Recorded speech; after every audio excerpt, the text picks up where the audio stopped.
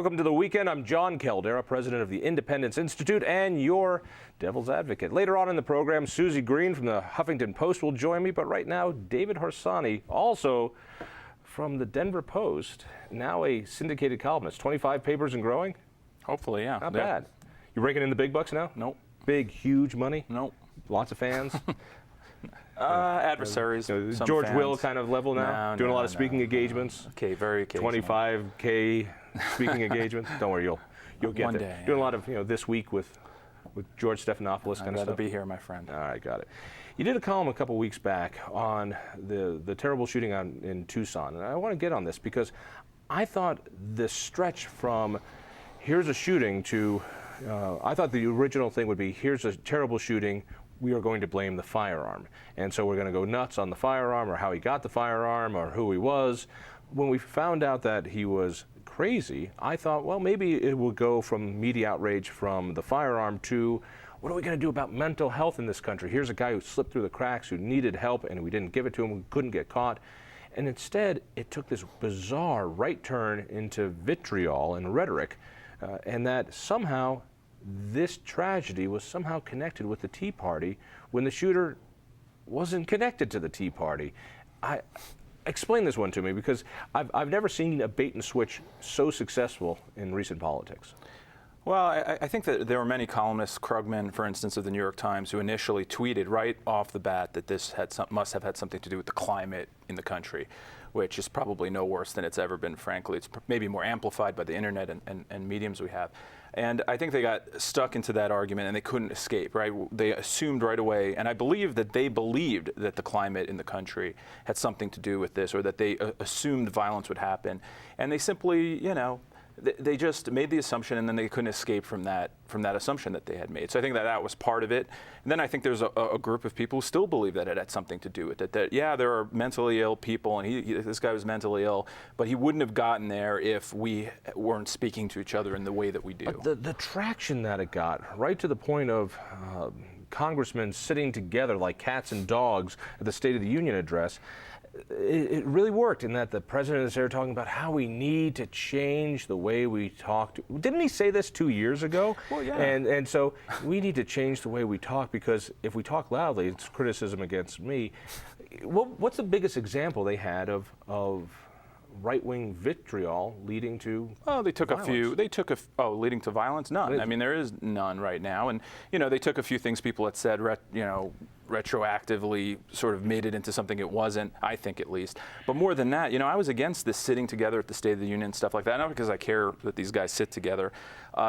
It's because it implied in that is that there's something wrong with the way that we're debating. There's nothing wrong with the way that we're debating. We are not a nonviolent political culture generally. I mean, in the 60s there were some problems, but if you look around the world, look at Egypt, look elsewhere, and see how people solve their political problems, I think we do it in a pretty peaceful way. I'd love to bring some Americans out to see the House of Commons in Parliament, where instead of having a nice thing where we sit and talk to the guy at the podium, then in fact we have these two bleachers facing one another, and once or twice a year the Prime Minister stands up and just takes a verbal pounding from everybody as they're hurling insults at him, and he's hurling insults back.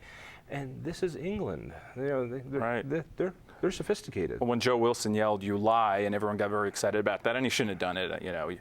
I don't think he should have done it. But compared to what goes on in England and Australia, I believe, that's nothing. I mean, they just scream out all kinds of things at the Prime Minister, and it's pretty wild. I'm thinking we got to get more like a Taiwanese Parliament where you can just run up and brawl get in there and throw a bottle. Yeah. I mean, we're not violent. We're not. I mean, we say a lot of crazy stuff sometimes, and conservatives cannot pretend that there's never any fringe to their movement either. There's some. But trying to take those few and make them into the whole movement, I think that's really underhanded and false. Actually, I think it's really dancing on the graves of some people who were victimized in this. Here we have a mentally disturbed person with no connection that we can tell to the conservative movement, no connection to the Tea Party that we can tell, no connection to talk radio, although talk radio took a big hit from commentators, from politicians, and from a sheriff down in Phoenix. But that has nothing to do with this.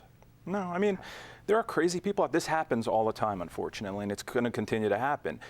There was this guy, I don't know if you remember, he took hostages in the Discovery building in Washington, and he was some sort of eco-crazy, a real fringe guy. And not many people went out there and blamed Al Gore for it, or whoever is scaring people about the environment. So, and I think it would be wrong to do that. Listen, are you saying there's a double standard going on here? I think that there is a slight double standard. Double standard? Yeah, in the way that we view rhetoric. If we're angry at the president, somehow it's inherently racist quite often, even though there is none of that for the most part in the conservative movement towards Obama. I think they have legitimate grievances. You may disagree with them, but certainly it's not been driven by race. But yet, we have to deal with that all the time. I get mail like that all the time. Well, I mean, there's lots of reasons to hate you. Yeah. But we have a dialogue, and for the first time, really in my life, my political awareness, I'm seeing a lot of middle America, if you will, the kind of guys who go to work and get their kids to school and soccer practice, who are finally waking up a bit, going to some rallies, and that's starting to wane a bit as well. But that the middle class is starting to shake up a little bit, and I think people are scared about this. But I haven't seen violence. I haven't seen a call to violence. Rhetoric has been part of the political process since we started. Just take a look at some of the old cartoons and columns and pamphlets written about King George. Rhetoric was a key part of not even King George communication. Yeah, I mean, after our independence, there were far more partisan newspapers. In fact, the newspapers existed to be partisan, and they made up stuff all the time about others, about Hamilton and so forth. I mean, it's really violent. Now we just have the Denver Post. That's so right. The tradition continues. That's false. But more than that, what you mentioned about anger and rhetoric, there are angry people in this country, no doubt about it. Tea Party has a lot of anger in it. But why are the angry people the only ones being blamed? Why aren't the ones perhaps who are abusing power being blamed for causing anger? I mean, they're angry, but they're not violent. I think that's a key distinction that often isn't made. It seems as though we're always saying this is the most rancorous it's ever been. It's never been this bad. The level of discord is awful. That's never been, and we forget we once had a war because we couldn't get along as Americans. I think it's amplified. Yeah, I mean, I think it's the internet amplifies all of it. Commentators on my column, there'll be comments underneath that are really angry that I probably would have known that these people were angry before, but now we do. And it's amplified, but I just don't think it's worse. Why don't we hear the same amount of violence directed towards the right? Why isn't that reported? I think of Michelle Malkin, who's been receiving death threats since 1992. I think about the hate mail that, good God, what spews into my email box, and I don't think about it, but I mean, it continues on and on, but that doesn't get much media. Yeah, I get some mail too, and I do think about it. It hurts my feelings sometimes, but generally, you realize that people are just venting. You're not really a human being to them in a way. You're just sort of represent the things they dislike. I mean, the Koch brothers, the right-wing financier guys had some kind of conference, and all these people were protesting, and they were saying truly violent things. They wanted to lynch, Justice, I think it was Scalia or Thomas, things like that. So we can't judge entire movements by the few fringe people that are there. Yeah, for sure. So do we have to wait for some leftist to commit some act of violence, and then we have cause? For what? I mean, if some leftist commits violence because they're mentally ill, and even let me put it this way: even if the Tucson shooter had listened to Glenn Beck, say, and committed violence, it's still not Glenn Beck's fault. I mean, if I write about abortion, let's say I'm pro-life, and someone goes out and shoots a late-term abortion doctor, it's not my fault. I have not incited violence by making an argument about something. Take some responsibility, will you? Why did Sarah Palin get tagged with this? How did that leap happen? I mean, I want to know the mechanics of the targets, the crosshairs. But those targets are used all over the place, and this guy, there was no evidence that he even saw this website, had anything to do with it. How we made that jump, and I get a sense that there are some good operatives out there who are ready to grab, and when they see an opportunity, they know that the cameras need to point somewhere, and if they make a statement first, the cameras point that way, and that blazes a trail. She's sort of the Tea Party figurehead, or the person leading the Tea Party in many ways. So I guess that she was a convenient target, and people dislike her a lot. So I think that's probably why it happened.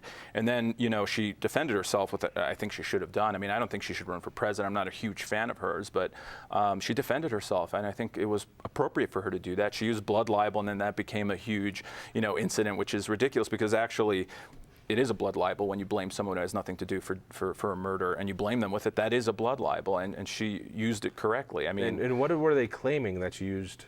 That it that it was anti-Semitic. I actually don't even understand. How's that anti-Semitic? I don't understand it. But I guess it's a reserved word, kind of like maybe the Holocaust or something, where you shouldn't cheapen it by using it in a political debate or something. But I'm Jewish, and I wasn't offended. Well, that's just because you don't understand what's going on. That's true. Let's confused. Let's bring it to the action that keeps hovering around. We've got to do something about talk radio. We need to do something about the dialogue, and we need to make sure that all sides are represented. We used to have a very effective program called the Fairness Doctrine. The Fairness Doctrine meant that everybody got to be heard, that on talk radio and on broadcast, every side got their opportunity to be heard, and that's the way it should be. And so there are people in Congress pushing for it again. I mean, it's impossible. How can every side be heard? I have differing opinions on many things as well as you do. It's impossible to find someone who's exactly the ideological opposite every time. I mean, it's just silly on its face in that way. Moreover, I'm not too nervous about the Fairness Doctrine because with the internet and other ways we communicate, it'll be impossible to enforce something like that. So I think it's a silly idea. I also think it's censorship. But it was enforced before Reagan took it away. We had the Fairness Doctrine that radio stations had to put on a conservative and a liberal, and I don't know who judges. I found that when liberals want to find somebody who's a conservative, it doesn't always work well. Their idea of a conservative and conservatives' idea of a conservative are very different things. Right. Well, I think they allowed the stations to do it for themselves and be fair. So I'm sure that always worked out well for conservatives, but. I just think it's a silly idea, and I'm not sure that we on the right should be worried very much about it because technology has overtaken that kind of censorship. You can see it actually in countries where they have these revolutions through Facebook and Twitter and elsewhere. So, I mean, it might hurt you if you have a radio show, but it doesn't affect me because I'm at a newspaper. Don't worry, you're in the newspaper business. You're right. going We're doing before great. I'm going. All right, so is there anything that needs to happen policy-wise here? I mean, I know there's lots of... I've never said anything needs to happen policy-wise in my life, so I'm not sure that's the case here. This is about speech. What kind of policy are we going to have? And let's say that people are not inciting violence, but speaking in a way that incites violence secondarily. I mean, so what are you going to do? Are you going to censor them? I mean, is that what we're talking about? I'm not sure what policy prescription can help this, even if it were a problem, which I don't think it is. But it's mean. It's mean-spirited. It's not how we're supposed to get along. Yeah. We're supposed to hold hands and have discussions. I don't think we are. I mean, I think there's partisanship is a good thing for this country. I think that it allows us to debate the issues. And in countries where there is no vitriolic debate like Cuba and North Korea, things are nice and civil, but they're not exactly free. David Harsanyi, syndicated columnist, thank you so much. Stay tuned. We'll be right back.